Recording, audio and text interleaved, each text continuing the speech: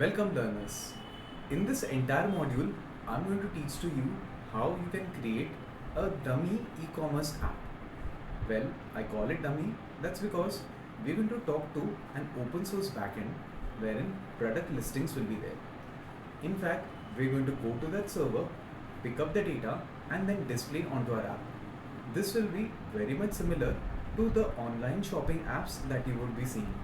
In fact, I'm going to try and replicate as much as possible the online shopping app design, as because our backend is quite powerful and it will be having decent images and in fact the specs of the images to be there. You'll see the gist of the entire project in the module. So stay tuned and keep learning. Let's dive into the session wherein I'm going to show to you how we will be completing the design for our product description screen. Let's say this is the product description screen and I'm going to spend majority of the part of the screen to load my image.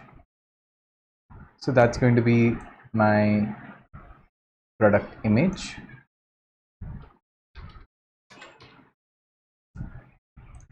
Let me just keep a space in between. What I'm going to next try and do is over here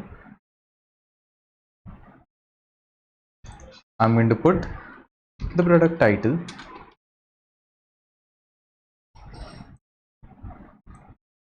or in fact let me have that inside the description box, followed by the product description.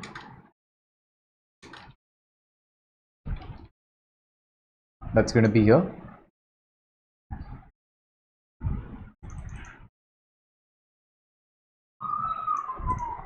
Next I'm going to put the amount,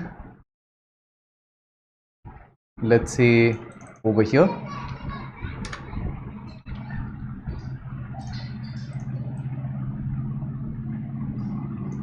and followed by a counter button that is going to be first showing up a plus symbol,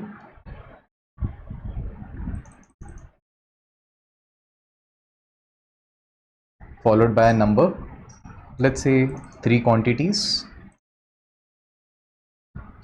and followed by the minus symbol.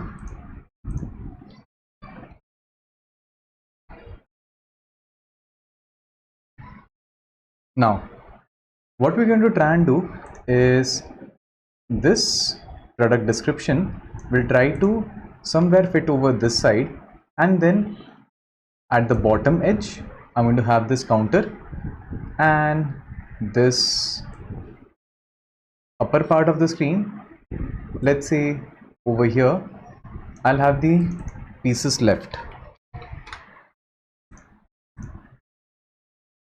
Yeah, that's going to be the design that I would be sticking to. So here I am on the product description screen. What I'll do is over here at the bottom half of the widget, wherein I'm going to have my counter, let's say over here I'm going to start with product counter widget. So the class product counter widget is going to extend the stateful widget. Why stateful? That's because over here this number has to increment or decrement depending upon what button you want to tap. Now next is my product counter state, that is going to extend the state,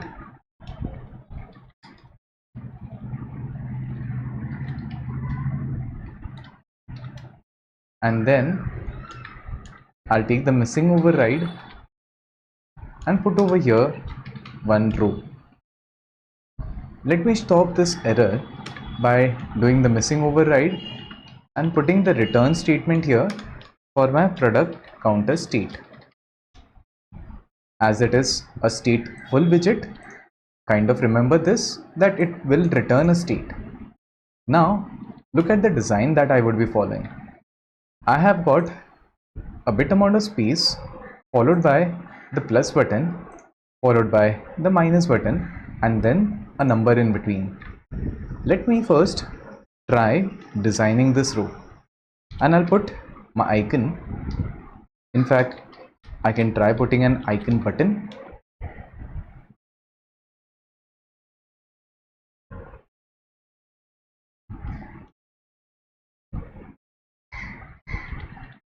Now the icon button will have icon as +1, or let's say I can just put a text button,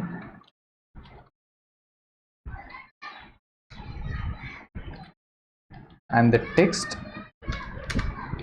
will be plus. Now I want to see how this thing will appear on the screen.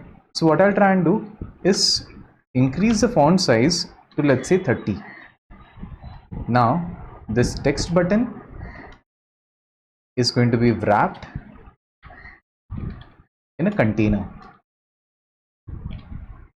Now how do I know that it is going to get wrapped in a container? That's because over here, look, it has got rounded edges. So I'll put over here decoration, box decoration, border radius dot circular, let's say 6 pixels, colors dot yellow,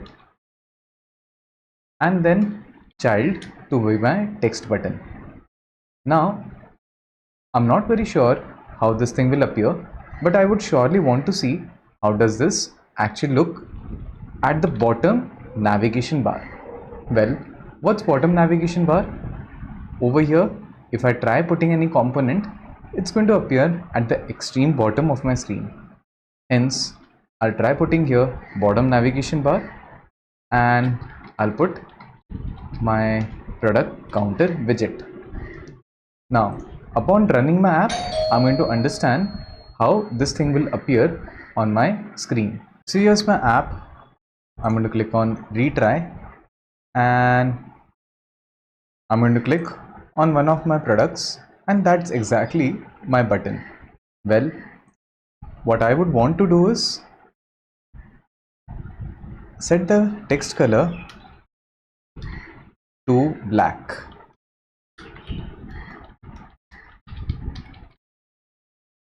And in fact, a bit I'm going to try increasing the font size for my icon. Yeah, that looks good. And now what I would want to do is a bit amount of more round I would want to have on my plus icon. Yeah. Now what do I notice? It's actually sticking to the bottom edge.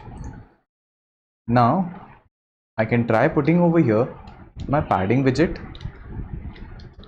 wherein I'll see, in fact I should put this margin, wherein I'll see that on all sides I need to have a 10 pixels margin.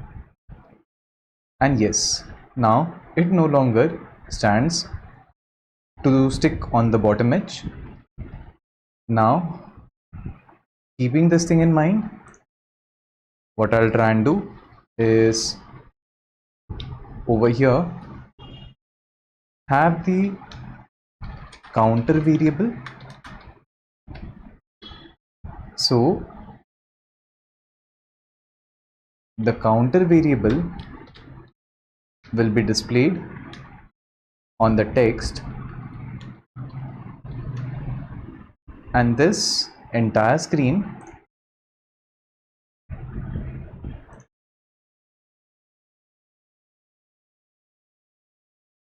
let's say if it is going to have a black color background, then in the style I'll mention the color of the text to be white. In fact, I should also consider increasing the font size to 30. Let's try and see how does this thing appear. And yes, it appears kind of good.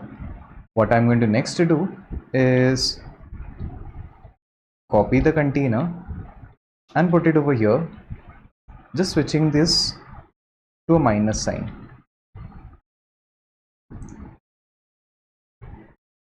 Yeah. Now what I'll try and do is when you press the plus, I'm going to increment the counter. However, I should also do set state. Now when it comes to minus, if the value of counter is not equal to 0, then I would do counter minus minus.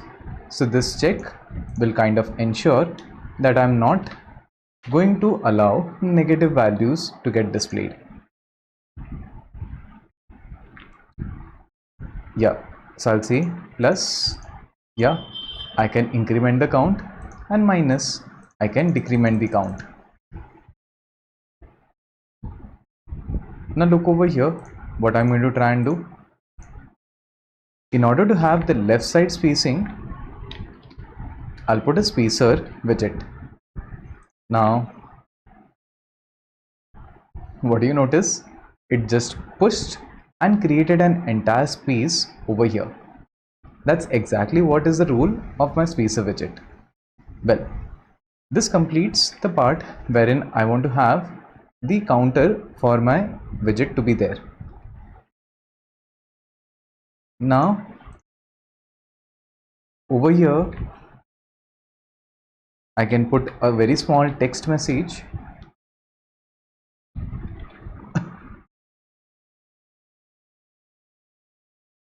How many pieces do you want?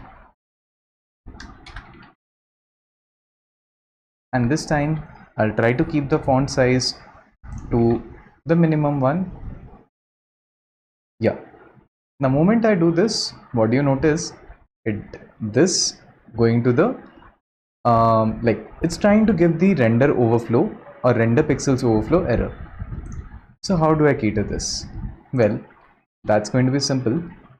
I can wrap this in an expanded,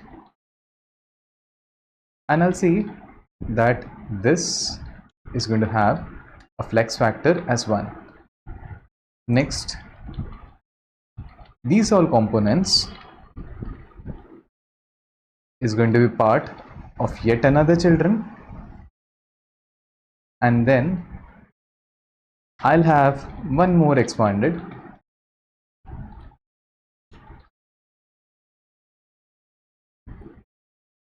with a flex of 2. So looking at the difference, what do you understand is I'm giving more preference to show up this, and I'm giving less preference to show up the text. How do you understand that?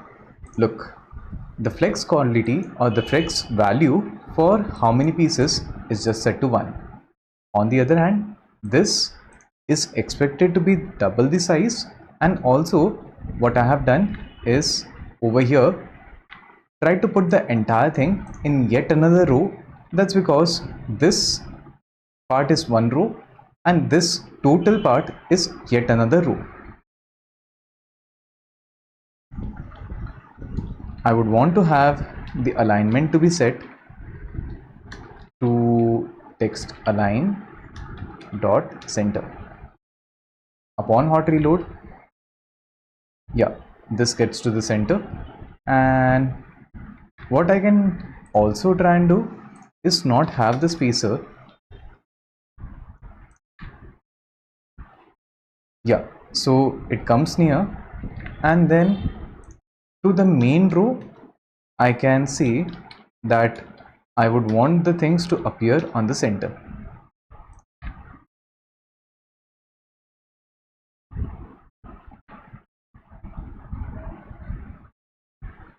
Well, over here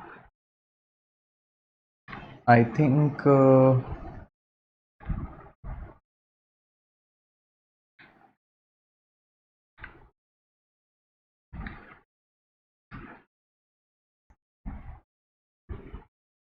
well, what do I also understand is I can manage that thing with the help of an empty size box with a width of 20. Yeah. Now, what I can try and do is give center alignment to both of them, but that would be way too much. So let me just ignore the thing that this is going to be over here, and then over here. Now when I do a hot reload, you notice this kind of a entire widget to show up. Now this is just one part of the screen. Let's design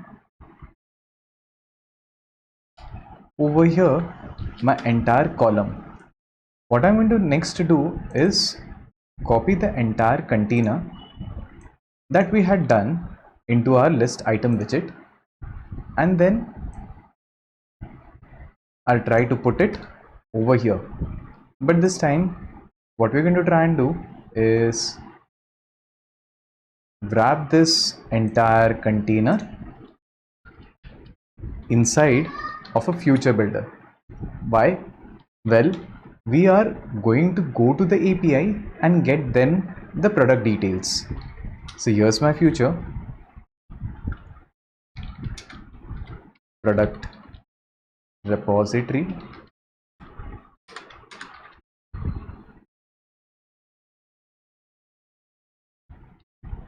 and I'll put hit server to get a single product. Now once we have the product details inside build context async snapshot, I'll have my product model snapshot. Well, how do I understand that over here I have to put product model? In this case, I'm going to look for the return model for my future function. Whatever I'm going to return the data type, that exact same I'm going to keep over here in the async snapshot. Now things are going to be easy, as few things like connection state to be equals to waiting, and whenever it is going to be that, I am going to show the custom loader. Next, if the snapshot has error, then we are going to return the display error widget, which will show the snapshot error dot toString. Else, what I'm going to try and do, if we have the data, then obviously we'll load this container with the entire product model. So I'll say current product equal to snapshot.data. Now let me just do the import for this and then try to see this entire part to be working. Now if you notice that it's getting overwhelming and I'm trying to do more steps at one single time, well, that's kind of intentional. I want you to think logically, and I want you to break this down when you're trying to practice on your own. Well, over here I'm not flaunting my experience. I'm just trying to say that in order to have your widget composition, you have to think according to this diagram and then start doing it at the back of your mind, and then you'll be able to also handle the scenarios as I am doing it. Well, with that being said, let me try running my code and check whether this container, which exactly was trying to show up on the product listing screen, gets displayed at this end or not. So I'm going to click on this, and yes, it shows up. Well, In this case, I have a bigger screen, so what I can try and do is increase the size of the image. Well, in this case, I would want to have the stars along with the stack to be one part of the column.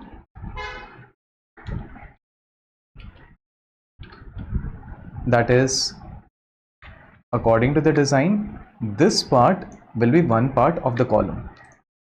Now, the remaining part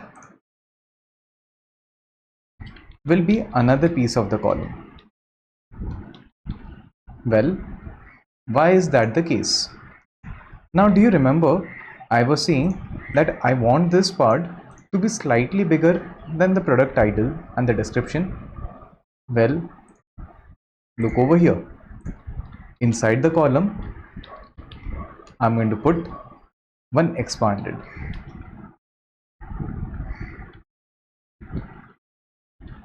Now the expanded is going to have a flex of 1.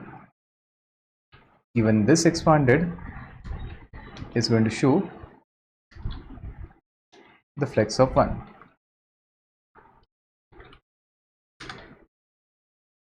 Now they both are 50-50 percentage. Let me have a look. Yeah, well, I kind of forgot to even over here remove the height and width of the image, and at this part I should actually keep the font color to be white. Otherwise, I'm going to stare at a blank output.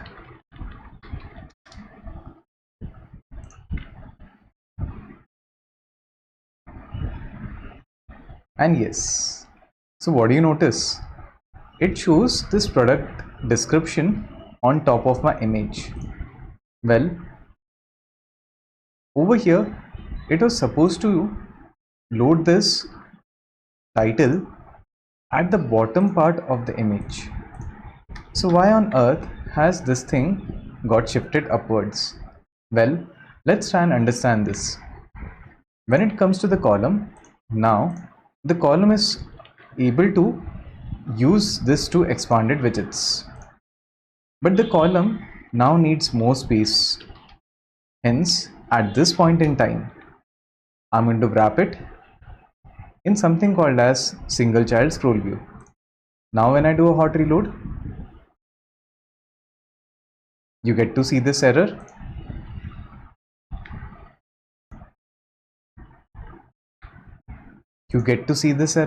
That's because both these expanded widgets are now competing to get scrolled, and in fact using the maximum height of the phone that is possible.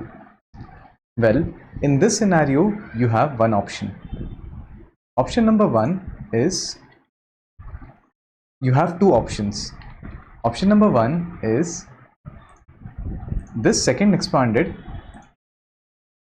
you can change this and keep inside a single child scroll view. Well, what this would mean is this part of the screen where the product title and the description is there is going to start scrolling. Now if I do a hot reload, you'll notice this has shown up here. Now I can try setting up the font size and also the description.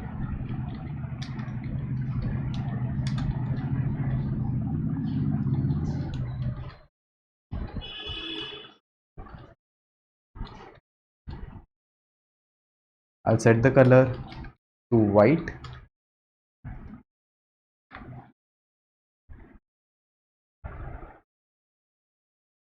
Oh, I'll put over here an empty text. Let's say if the description is null, it's going to show up an empty text. Yeah, but again this issue has aroused. So what I'll try and do is, instead of trying to fit this thing in every time, I'll try to reduce the height of my phone image, and I'll set this to 200. Well, that's kind of small. Let's set it to 500. That's kind of big. So I have to adjust somewhere between 300 to 350. So now we have to keep on playing with these numbers until we find the best possible combination. And yes, this kind of suits the appearance. Now, lastly, what I would want to do is, below this counter widget, I would want to have my button where I can place the order. So here I'll say column children, and I'll put my filled button.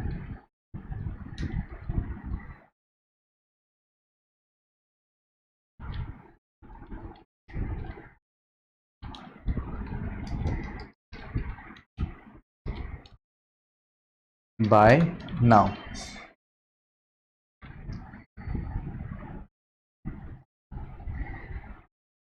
Yeah. Now this over here, we have to set the main axis size to be minimum. And yes, so let's say if you want to increase the size of the button, now you can just wrap it in a size box, put the width as media query dot off,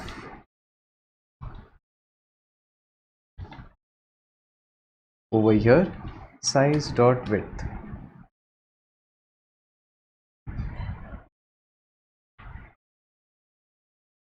And yes, it utilizes the entire phone width. Again, I want to reduce by 40. That's because it's sticking to the edges. Yeah, now I can play along, change the colors, and do everything that we have done in the last session. What will happen is, once you click on the buy now, that many quantities of the product will get selected and will create a success screen where we'll see your product has been ordered. But for that, I'm going to break into the next session. 8.9 conclusion. Well, the description and in fact the detailing for the product description screen went slightly longer. In the next session, I'm going to talk about all the common components that we have completed into module 7 to be there on the module 8. In fact, I'm going to reduce the job by having those things copy pasted into this project. That's because once you have got through those concepts in the previous module, I don't intend to teach to you and bore you guys again and again. In that case, I highly recommend, if you have not watched those videos in module 7, just watch it before you land to the next session. Stay tuned and keep learning with Hoping Minds. Cut.